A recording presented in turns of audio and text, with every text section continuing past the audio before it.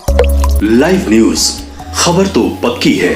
नमस्कार, मैं शंभू कुमार, आप देख रहे हैं लाइव 24 न्यूज। आप देख सकते हैं पटेल छात्रावास निर्माण शिक्षा संकल्प अभियान, ये गाड़ी का आज उद्घाटन किया जा रहा है। और ये गाड़ी का उद्घाटन का उद्देश्य है पूरे बिहार में पटेल छात्रावास का निर्माण करना। पूरे बिहार के जितने भी जिला हैं सभी जिले में पटेल छात्रावास का निर्माण करना। और इनका मुख्य उद्देश्य है शिक्षा को लेकर के, क्योंकि शिक्षा एक ऐसी कुंजी है जिससे हर ताले को तोड़ा जा सकता है। और बिहार जो है, बिहार शिक्षा के मामले में थोड़ा सा पिछड़ा है, लेकिन पटेल समाज की तरफ से ये एक मुहिम चलाई जा रही है कि पूरे बिहार के हर ज़िले में पटेल छात्रावास होगी और वहाँ पर शिक्षा की व्यवस्था की जाएगी, वहाँ पर रहने की व्यवस्था की जाएगी, खाने की व्यवस्था की जाएगी। जो पटेल छात्रावास निर्माण में जो भी संयोजक हैं, जो एक पीसी कर रहे हैं, और पीसी में सुनिए कि क्या कह रहे हैं। ये रथ जो है सो पटेल छात्रावास निर्माण ट्रस्ट जो बिहार के लिए बनी है, इसका मुख्य उद्देश्य है कि पटेल समाज से जुड़े हुए जो छात्र छात्राएं पहले राज्य के विभिन्न हिस्सों से आते थे पटना, उनके लिए जो है कि नहीं सो पटना में इतनी आवासीय सुविधा नहीं रही है। इसलिए हम लोग का इस ट्रस्ट का उद्देश्य है कि बिहार के प्रत्येक ज़िलों में कम से कम पटेल छात्रावास का एक निर्माण हो, जिससे कि आने वाली पीढ़ी जो है हमारी समाज में अपने स्थान को प्राप्त करे, शिक्षा के क्षेत्र में, समाज के अन्य क्षेत्रों में भी उसके माध्यम से वो समाज में आगे बढ़ सके। उद्देश्य यही है। आप हर जिले की बात कर रहे हैं जी। अगर दूसरे जिले की बात करें तो सिर्फ पटेल समाज के ही विद्यार्थी रहेंगे या दूसरे समाज के? अभी तो उद्देश्य हम लोग का है कि जो पटेल समाज के विचारधारा से जो लोग मिलते हैं, जहाँ पे आप खड़े हैं अभी पटेल छात्र, यहाँ पर पटेल सेवा संघ में, इस पटेल सेवा संघ के अंतर्गत भी यही उद्देश्य रखा गया है कि जो सरदार पटेल के विचारों से सहमत हों वो इसके जो है सो सदस्य बन सकते हैं। उसी तरह से पटेल छात्रावास में भी हम लोग देखेंगे कि जो पटेल के विचारों को मानते हैं उनको महत्व देंगे। हम लोग विचार मिलना चाहिए किसी भी समाज से। जी, प्रयास यही रहेगा। कितने जिलों में निर्माण चल रहा है अभी तो पटना में तो पहले से पटेल छात्रावास है, बालिकाओं के लिए भी अलग है और बच्चों के लिए अलग है। इसी तरह से अभी छपरा में भी कार्य करीब करीब पूर्ण हो चुका है। सीतामढ़ी में कल हम लोग उद्घाटन करने जा रहे हैं, लोकार्पण उसका हो जाएगा। और नवादा में आने वाले समय में नवादा, नालंदा, आरा, ये कम से कम 2025 में हम लोग का टारगेट है कि अगले साल 2025 में कम से कम 3 या 4 जिलों में और छात्रावास का निर्माण किया जा सके।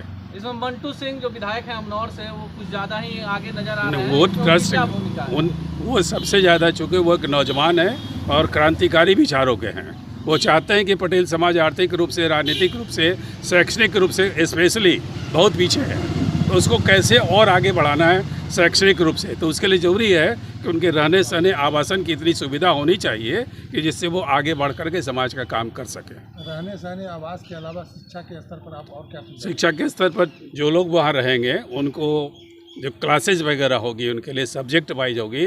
हम लोग चाहेंगे कि भाई अपने ऐसे जो प्रोफेसर्स हैं, जो रिटायर्ड प्रोफेसर हैं, उनकी सेवा उनको समाज को, बच्चों को दे सके, ऐसी भी कोशिश हम लोग की रहेगी। आय कहाँ से, ये पैसा कहाँ से आ रहा है? पैसा जो भी कुछ है वो समाज के द्वारा जो है सो एकत्रित किया गया है, कोई सरकारी अनुदान के द्वारा अभी तक नहीं है। तो पहले से पटेल छात्रावास यहाँ है जी। क्या यहाँ छात्रों की ज़्यादा होती है, राजधानी है, सब कुछ सुविधा, तो लोग चाहते हैं कि यहाँ पे आके पढ़े लिखे ज़्यादातर, तो क्या उसका भी एक्सपेंशन करेंगे क्या आप लोग? नहीं, उसका तो एक्सपेंशन समय समय पर होता रहा है। बहुत पहले जब ये बना था तो केवल ग्राउंड फ्लोर था, अब तो ये जो है सो 3-4 तल्लों में बन चुका है। और बालिकाओं के लिए यहाँ नहीं था छात्रावास, अभी बालिकाओं के लिए पटना में हाल के वर्षों में जो है सो ये शुरू हुआ है और बहुत अच्छी संख्या में बालिकाएं बिहार के विभिन्न हिस्सों से आगे आ रही हैं। 140 बच्चियां अभी जो है सो छात्रावास में रहती हैं। किस स्तर के बच्चों को तवज्जो दी जाएगी? मुख्य तौर पर जो छात्रावास में रहेंगे वो महाविद्यालय स्तर पर पढ़ने वाले बच्चे और बच्चियों के लिए। एक बात सर, हमेशा जो छात्रावास रहा है वो विवादों में रहा है, इसको आप लोग कैसे दूर करेंगे? बहुत बड़ी समस्या रही है। कोशिश रहेगी समाज के सहयोग से, छात्रों के सहयोग से, कि कोई उसमें केवल शिक्षा का ही बात हो और शिक्षा से संबंधित विषयों पर ही चर्चाएं हो, ये हम लोग की कोशिश है। आमतौर पर कहा जाता है कि राजनीति का जो है वो घर बना दिया जाता है। नहीं, ऐसी बात हम लोग नहीं चाहते हैं। अब अगर कोई व्यक्तिगत रूप से अगर किसी को मान लीजिए अपनी विचार स्वतंत्रता रखने के लिए दिया जाता है तो कोई रखता है तो बात अलग है, लेकिन उद्देश्य हमारा राजनीतिक नहीं है, उद्देश्य हमारा शैक्षणिक और सामाजिक है। मैंने ये नहीं कहा कि आपका राजनीतिक उद्देश्य है कि राजनीतिक प्रशिक्षण वो केंद्र बने, लेकिन जो आए दिन हम लोग हर वर्ष देखते हैं, खास करके जब सरस्वती पूजा समारोह होता है या कोई और उस तरह की प्रोसेशन वगैरह निकलता है तो उस समय पटेल छात्रावास हो या सैदपुर छात्रावास हो, दोनों के बीच क्लैश या कुछ ना कुछ विवाद हो जाता है, तो इसको कैसे नहीं बंधु, उसको बढ़ा चढ़ा करके भी विशेष रूप से कहा जाता है। ऐसा नहीं है कि सभी छात्र ऐसा कुछ चाहते हैं उसमें। अगर कुछ उसके बीच में कोई असामाजिक तत्व भी अगर शामिल हो जाते हो तो उनको रोकने में थोड़ी दिक्कत जरूर हमारे लिए है, लेकिन कभी जो है सो ऐसा छात्र या पटेल समाज के लोग ऐसा नहीं चाहते हैं कि हमारे बच्चे इस तरह से गलत कामों में हिस्सा लें। इसको बेहतर रिजल्ट प्राप्त करके ही इसको दूर किया जा सकता है। हमारे छात्रावास में हम सभी तो आपको खुद पता चल जाए कि वहाँ से जो पढ़ने वाले बच्चे हैं तो खुद ब खुद अपने हम सभी कृत संकल्पित हैं कि वहाँ से बेहतर रिजल्ट हो। अभी 10 दिन पहले विश्वजीत दयाल सर और 2 इस साल सिविल सर्विसेज क्वालिफाई करने वाले 2 छात्र, 2 ऐसे एस्पिरेंट को वहाँ लाया गया था और बच्चों की काउंसलिंग कराई गई। जैसे उत्कर्ष गौरव का मैं नाम लेना चाहूँगा, उनका रैंक 44 है इस साल के यूपीएससी के रिजल्ट में।